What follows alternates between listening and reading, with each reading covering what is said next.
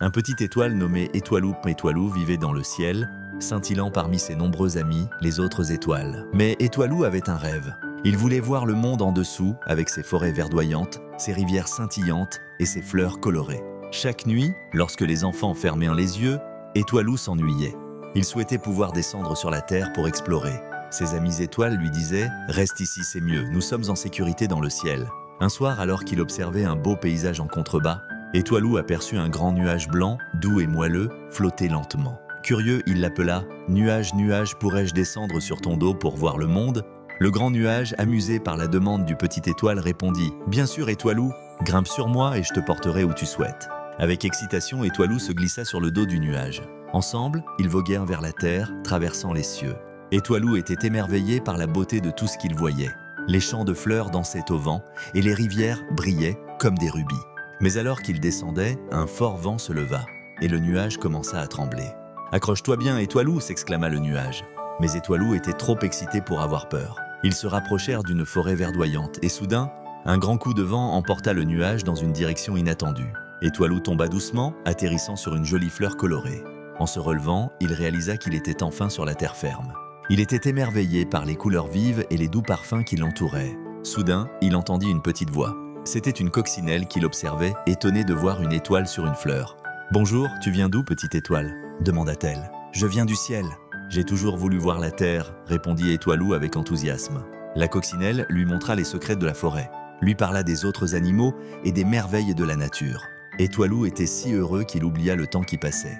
Mais bientôt, il sut qu'il devait rentrer chez lui car le matin allait arriver. En cherchant comment retrouver son nuage, il vit le grand nuage s'approcher de lui, soulagé. « Étoilou, je te retrouverai toujours, comme une couverture douce, » dit le nuage.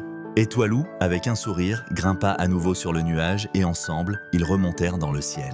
De retour parmi les étoiles, Étoilou rayonnait de bonheur. « J'ai vu des merveilles », disait-il à ses amis étoiles qui l'écoutaient avec fascination. Et chaque nuit, il racontait ses aventures, rappelant à tous que même les étoiles ont des rêves et qu'il ne faut jamais hésiter à explorer le monde. Et c'est ainsi qu'Étoilou devint le meilleur conteur du ciel, inspirant tous les autres à rêver et à oser. Fin. Un soir brumeux à Paris, Émilie, une détective privée au passé trouble, reçoit un appel anonyme l'amenant à enquêter sur la disparition d'un célèbre écrivain, Victor Lemoine. Ce dernier, connu pour ses thrillers psychologiques, a disparu sans laisser de traces, laissant derrière lui une série de manuscrits inachevés. Émilie, déterminée et rusée, s'immerge dans le monde littéraire parisien où elle découvre que Victor avait des ennemis aussi nombreux que ses admirateurs. En fouillant dans le passé de Victor, Émilie rencontre Clara, une jeune éditrice ambitieuse qui avait travaillé avec lui. Clara, à la fois fascinée et effrayée par le génie de Victor, révèle que l'écrivain avait récemment reçu des menaces de mort. Ensemble, elles suivent les indices laissés dans ses manuscrits. Des récits qui semblent étrangement prémonitoires. Chaque page tournée les rapproche d'une vérité terrifiante. Au fur et à mesure de leur enquête, Émilie et Clara se retrouvent traquées par un mystérieux personnage masqué qui semble toujours un pas devant elles. Les rues sombres de Montmartre deviennent un labyrinthe, où chaque coin peut cacher un indice ou un danger. Émilie, avec son instinct aiguisé, doit naviguer entre les faux-semblants et les vérités cachées, tout en luttant contre ses propres démons. La tension monte lorsqu'elle découvre que Victor avait prévu sa propre disparition dans son dernier manuscrit. Un récit où il se met en scène comme un héros traqué. Mais la réalité dépasse la fiction. Dans un dernier acte de bravoure, Émilie confronte le mystérieux personnage, révélant que c'est un ancien rival de Victor jaloux de son succès. Dans une lutte acharnée, elle parvient à le capturer. Mais pas avant que la vérité sur Victor ne soit révélée, il a simulé sa mort pour échapper à la pression de la célébrité. Émilie, ayant résolu le mystère, se retrouve face à un dilemme moral. Doit-elle révéler la vérité au monde ou protéger l'homme qui, par son art, a touché tant de vies ? Dans un dernier moment de réflexion, elle choisit de garder le secret, laissant Victor vivre libre tandis qu'elle retourne à son bureau, prête pour sa prochaine enquête, le cœur lourd mais l'esprit apaisé. Dans un royaume lointain où les montagnes touchaient les cieux et les rivières chantaient des mélodies anciennes, vivait une déesse nommée Lysandra. Elle était la gardienne de la lumière et des saisons, ses cheveux dorés scintillant comme le soleil au zénith. Lysandra avait un cœur pur mais une ombre planait sur son royaume. Un ancien dieu, Morvat, le maître des ténèbres, cherchait à plonger le monde dans le chaos. Un jour, alors que Lysandra dansait dans les champs fleuris, elle sentit une perturbation dans l'air. Morvat, jaloux de sa beauté et de sa puissance, avait décidé de l'affronter. Il envoya des créatures de l'ombre pour ravager les villages et voler la lumière. Les habitants, terrifiés, se tournèrent vers Lysandra, implorant son aide. Lysandra, bien que courageuse, savait qu'elle ne pouvait vaincre Morvath seule. Elle convoqua alors ses alliés, Talion, le sage druide aux yeux d'émeraude, capable de communiquer avec la nature, et Alaric, un guerrier intrépide au cœur ardent dont la force était légendaire. Ensemble, ils formèrent une alliance sacrée pour restaurer l'équilibre. Leur quête les mena à travers des forêts enchantées, des cavernes obscures et des montagnes escarpées. En chemin, ils rencontrèrent des créatures mythiques.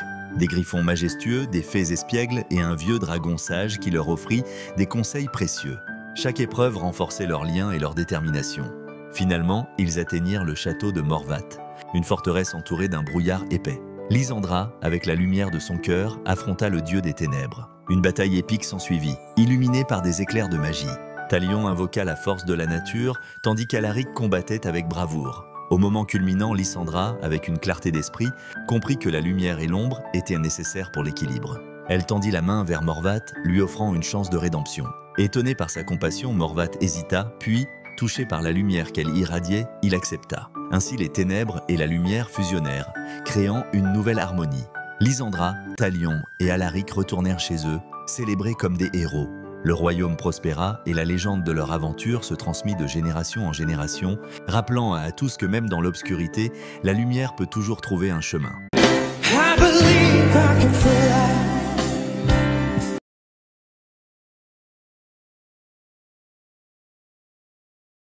Dans un royaume lointain, où les montagnes touchaient les cieux et les rivières chantaient des mélodies anciennes, vivait une déesse nommée Lysandra. Elle était la gardienne de la lumière et des saisons, ses cheveux dorés scintillant comme le soleil au zénith.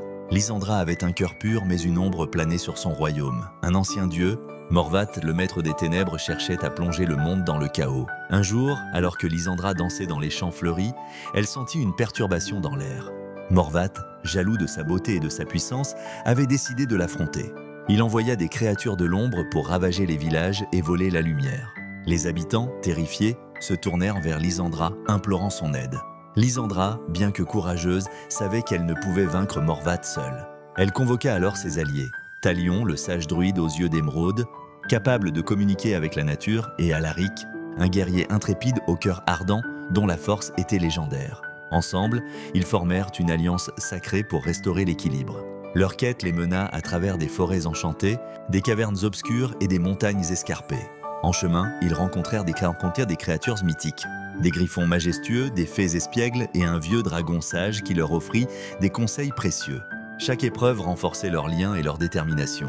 Finalement, ils atteignirent le château de Morvath, une forteresse entourée d'un brouillard épais. Lysandra, avec la lumière de son cœur, affronta le dieu des ténèbres. Une bataille épique s'ensuivit, illuminée par des éclairs de magie. Talion invoqua la force de la nature, tandis qu'Alaric combattait avec bravoure. Au moment culminant, Lysandra, avec une clarté d'esprit, comprit que la lumière et l'ombre étaient nécessaires pour l'équilibre. Elle tendit la main vers Morvath, lui offrant une chance de rédemption. Étonné par sa compassion, Morvath hésita, puis, touché par la lumière qu'elle irradiait, il accepta. Ainsi les ténèbres et la lumière fusionnèrent, créant une nouvelle harmonie. Lysandra, Talion et Alaric retournèrent chez eux, célébrés comme des héros. Le royaume prospéra et la légende de leur aventure se transmit de génération en génération, rappelant à tous que même dans l'obscurité, la lumière peut toujours trouver un chemin.